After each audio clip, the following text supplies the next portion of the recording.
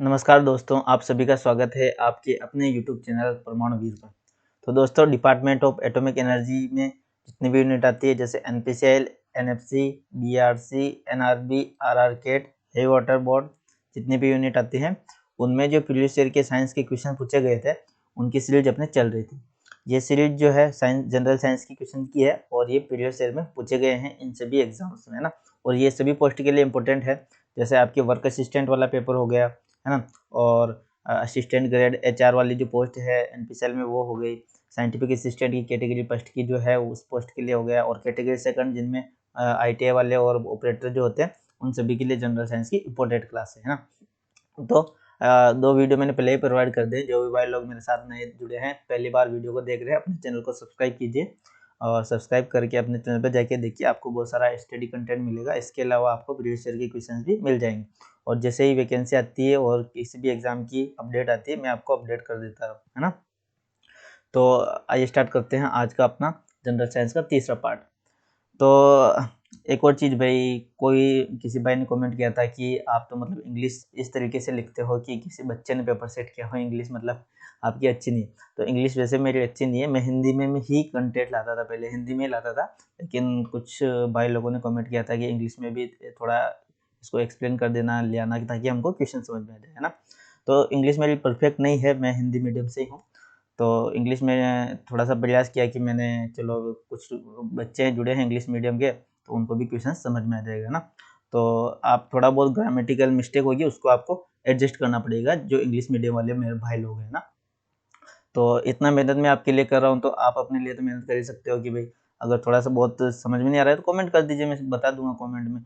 और थोड़ा बहुत आप गूगल से भी सर्च कर सकते हो, ग्रामेटिकल मिस्टेक है तो, ठीक है। और चले स्टार्ट करते हैं। देखो, अपना क्वेश्चन है पहला कि रूटाइल यानी टाइटेनियम जो डाइऑक्साइड है, टाइटेनियम डाइऑक्साइड किसका अयस्क है ना। तो ये किसका अयस्क है? रूटाइल जो अयस्क होता है, एक मिनट यार क्या हो गया, रूटाइल जो अयस्क है वो टाइटेनियम का अयस्क है, ठीक है। रूटाइल यानी टाइटेनियम डाइऑक्साइड। तो अयस्कों से संबंधित पहले मैंने बताया है आपको, पहले जो वीडियोज प्रोवाइड करे उनमें भी मैंने इंपॉर्टेंट अयस्क आपको बताया है। तो रूटाइल इज द ओरे ऑफ विच मेटल, तो टाइटेनियम का ओरे है ना। तो 3-4 आपको लिख लेना है। जैसे एक तो पिच ब्लेंड हो गया, बहुत ही इंपॉर्टेंट है, काफ़ी इंपॉर्टेंट है ना, बहुत सी बार पूछा गया है पिच ब्लेंड। पिच ब्लेंड किसका अयस्क है? यूरेनियम का अयस्क है ना। यूरेनियम डाइऑक्साइड होता है यूरेनियम का अयस्क पिच ब्लेंड। और दूसरा लिखना आप गैलेना। गैलेना किसका ओरे है या किसका अयस्क है? वो है आपके लेड का, ठीक है। लेड का अयस्क है गैलेना। और एक और लिखिए आप, इसमें है सिनेबार। तो सिनेबार किसका अयस्क है? सिनेबार आपके अयस्क है मरकरी का, ठीक है। मरकरी यानी Hg, पारा, ठीक है। और आयरन के इंपॉर्टेंट 2 अयस्क हैं। अयस्क तो बहुत सारे हैं आयरन के, लेकिन इंपॉर्टेंट 2 है। जैसे हेमेटाइट हो गया, है ना, हेमेटाइट, और एक मैग्नेटाइट, ठीक है। तो हेमेटाइट और मैग्नेटाइट का फॉर्मूला जो है आपको कमेंट बॉक्स में छापना है। ये NRB में पूछा गया था हेमेटाइट वाला, कि हेमेटाइट का फॉर्मूला इनमें से कौन सा है, ठीक है। ये दोनों आयरन के जो है अयस्क है ना। पिचब्लेंड बता दिया, गैलेना बता दिया, सिनेबार बता दिया, हेमेटाइट मैग्नेटाइट हो गया, ठीक है। इसके अलावा जिप्सम जो है, जिप्सम किसका अयस्क है? कैल्शियम का। जिप्सम का फॉर्मूला और जिप्सम से क्या बनता है? Plaster of Paris. तो जिप्सम का फॉर्मूला और प्लास्टर ऑफ पेरिस का फॉर्मूला आपको कमेंट बॉक्स में छापना है, ठीक है। चलो चलते हैं नेक्स्ट क्वेश्चन की तरफ।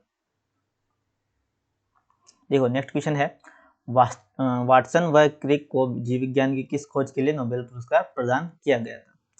तो for which discovery of biology Watson and Crick were awarded the Nobel prize.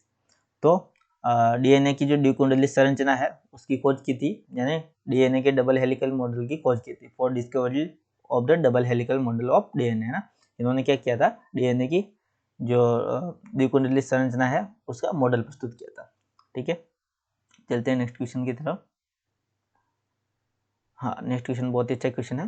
देखिए, बैक्टीरिया की खोज किसने की थी, है ना। तो बैक्टीरिया की जो खोज की थी वो की थी आपके एंटोनी वान ल्यूएनहॉफ ने, ठीक है। इन्होंने क्या किया था? बैक्टीरिया की खोज की थी। बैक्टीरिया यानी विषाणु, है ना। क्वेश्चन है हु डिस्कवर्ड बैक्टीरिया, तो बैक्टीरिया को एंटोनी वान लीeuwenhoek ने खोजा था। ठीक है, तो बैक्टीरिया जो होता है इस विषाणु की खोज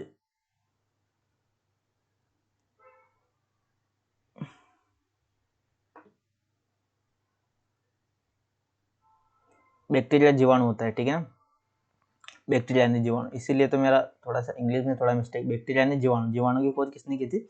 एंटोनी वान लीeuwenhoek ने। ठीक है, और जो आपके वायरस जो होता है विषाणु, वायरस यानी विषाणु, वायरस की खोज किसने की थी? वो की थी आपके इवोनोव्स्की ने, दमित्री इवोनोव्स्की ने। है किसमें की थी? तंबाकू, जो मोजेक रोग होता है तंबाकू में, वो विषाणु के कारण होता है। ये भी काफी बार क्वेश्चन पूछा गया है ना। तंबाकू में मोजेक रोग जो होता है किसके कारण होता है? विषाणु के कारण होता है ना, और इसकी खोज इवोनोव्स्की ने की थी। ठीक है, ये थोड़ा सा मिस्टेक हो गया था, अभी इसको देख लेना। वायरस यानी विषाणु है ना, इसकी खोज इवोनोव्स्की ने की थी वायरस की, और जीवाणु यानी बैक्टीरिया की खोज एंटोनी वान लीeuwenhoek ने की थी। अब विषाणु के कारण जो रोग होते हैं, वायरस के कारण, कौन कौन से हैं? चेचक है, छोटी माता है, SAR सार्स वाला है, पोलियो है, रेबीज है, डेंगू, खसरा, जुकाम। ठीक है, और ये मलेरिया वाला क्वेश्चन काफी बार पूछा गया है कि मलेरिया किससे होता है। ठीक है, तो मलेरिया किससे होता है? ऑप्शन दे देगा आपको, वायरस, बैक्टीरिया, है ना, वायरस, बैक्टीरिया और प्रोटोजोआ। तो क्या लगाओगे आप? तो आपको लगाना है प्रोटोजोआ, क्योंकि मलेरिया जो होता है प्रोटोजोआ के कारण होता है ना। और किसके कारण होता है? जो मादा एनाफिलीज मच्छर होता है उसके काटने के कारण होता है। ठीक है, मलेरिया। और डेंगू किसके कारण होता है? डेंगू होता है आपके एडिज मच्छर के काटने से।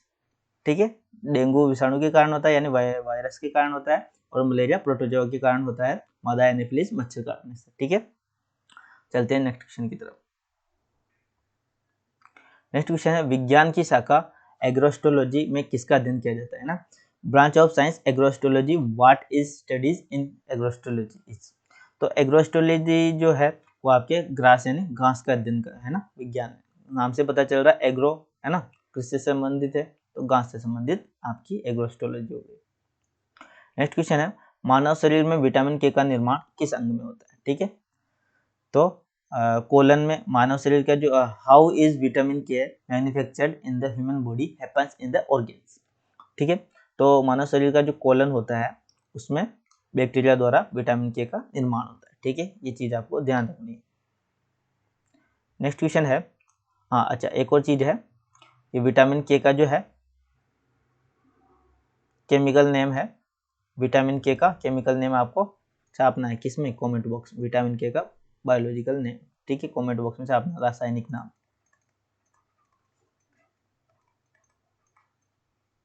विटामिन के का रासायनिक नाम कमेंट बॉक्स में छाप देना। ठीक है, मैंने पढ़ाया हुआ है पिछले लेक्चर्स में। नेक्स्ट क्वेश्चन है पीडियाट्रिक्स का संबंध किससे है ना। तो relation of paediatrics of from Hume, तो बच्चों में जो रोग होता है, ये जो पीडियाट्रिक्स होता है बच्चों में होता है। ठीक है, नेक्स्ट क्वेश्चन है हाइपोग्लाइसेमिया, हाइपोग्लाइसेमिया नामक रोग रक्त में किसकी कमी से होता है। तो question called hypoglycaemia the disease is caused by deficiency of which in the blood. ठीक है, तो ग्लूकोज की कमी से होता है, due to lack of glucose. Next question है हाइग्रोमीटर से क्या नापा जाता है। हाइग्रोमीटर से आपके नापा जाता है रिलेटिव ह्यूमिडिटी। ठीक है, what is the measured with the hygrometer course. तो रिलेटिव ह्यूमिडिटी जो है हाइग्रोमीटर से नापी जाती है, आपेक्षिक आर्द्रता।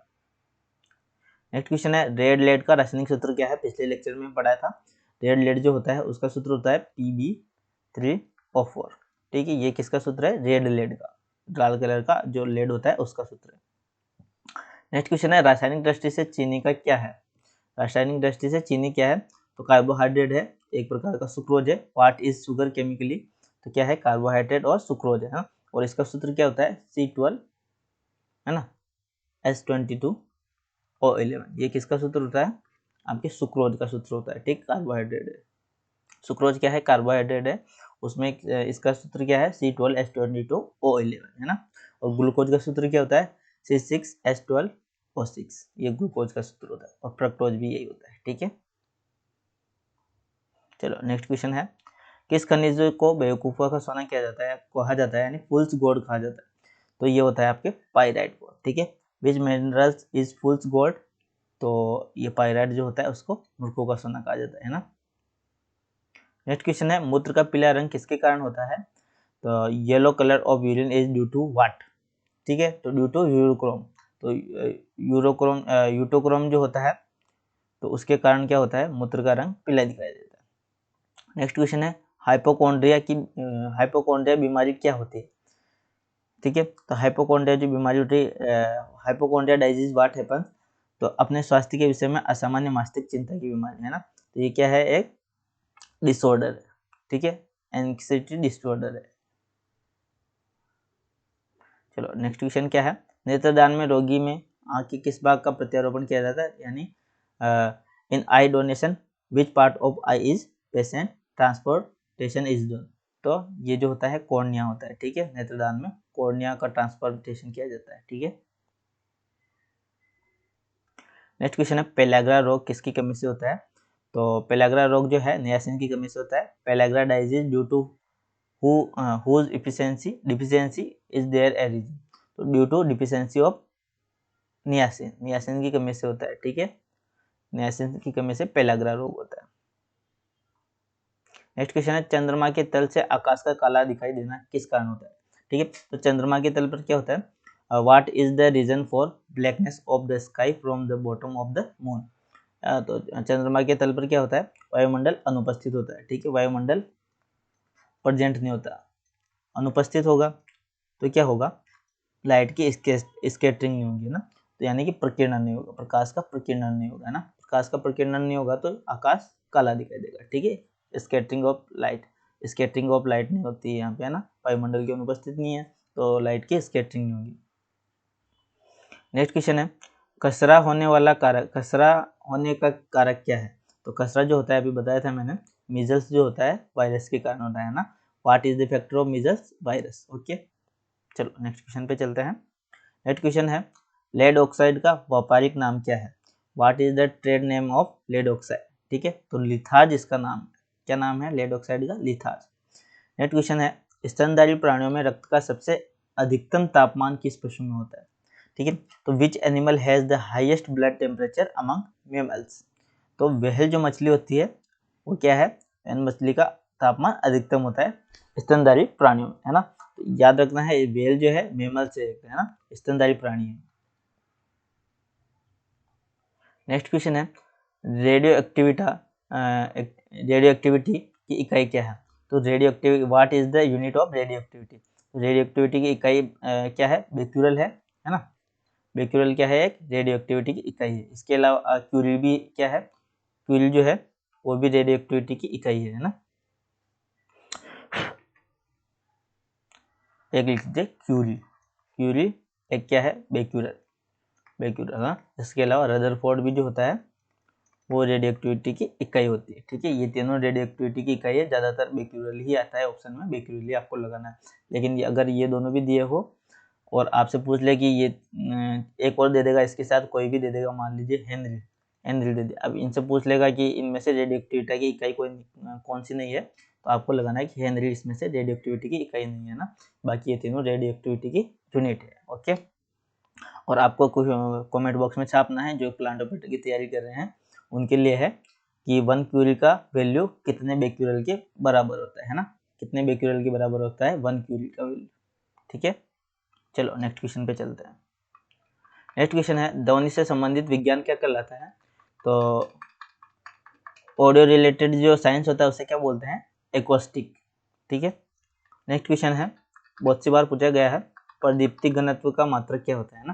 What is the unit of illumination density? तो इसका जो यूनिट होता है वो होता है आपके लक्स, है ना। नेक्स्ट क्वेश्चन है, बादल हवा में तैरने का कारण क्या है? बादल जो है हवा में क्यों तैरते हैं? What is the reason for the cloud to float in the air? तो वायु की शांता यानी विस्कोसिटी एवं अपने कम घनत्व के कारण, due to the viscosity of air and its low density.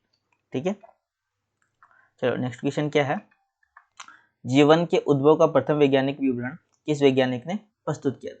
तो which scientist presented the first scientific description of the origin of life? तो एआई जो ओपेरिन था, एआई ओपेरिन, इसने क्या किया था, प्रथम वैज्ञानिक विवरण दिया था। ठीक है, जीव उद्भव पे। चलो नेक्स्ट क्वेश्चन पे चलते हैं, कहाँ गया। चलो लास्ट क्वेश्चन है, इंसुलिन की खोज किसने की थी? इंसुलिन की खोज की थी जीएफ बेंटिंग ने। ठीक है, इंसुलिन की खोज किसने की थी? जीएफ बेंटिंग ने की थी। Who discovered insulin? GF GF जो एफजी जो है, एफजी बेंटिंग ने क्या की थी? इंसुलिन की खोज की थी। और इंसुलिन की कमी से कौन सा रोग होता है? मधुमेह, मधुमेह रोग हो जाता है। ठीक है, यानी कि आपको डायबिटीज हो जाती है, किससे? इंसुलिन की कमी से। ठीक है, तो और एक चीज और है, आपको कमेंट बॉक्स में छापना है कि इंसुलिन कहाँ पर प्रोड्यूस होता है। ठीक है, कहाँ पर प्रोड्यूस होता है इंसुलिन, कहाँ पर उत्पन्न होता है, कौन से अंग में प्रोड्यूस होता है। ठीक है, तो फ्रेंड्स ये थे अपने प्रीवियस क्वेश्चंस जो पिछले एग्जाम्स में पूछे गए हैं डिपार्टमेंट ऑफ एटॉमिक एनर्जी में। आपको अच्छे से नोट्स बनाने हैं इनके, और अपने दोस्तों को जोड़िए, अपने दोस्तों को भी शेयर कीजिए, है ना, और वीडियो को लाइक कर दीजिए। Thank you.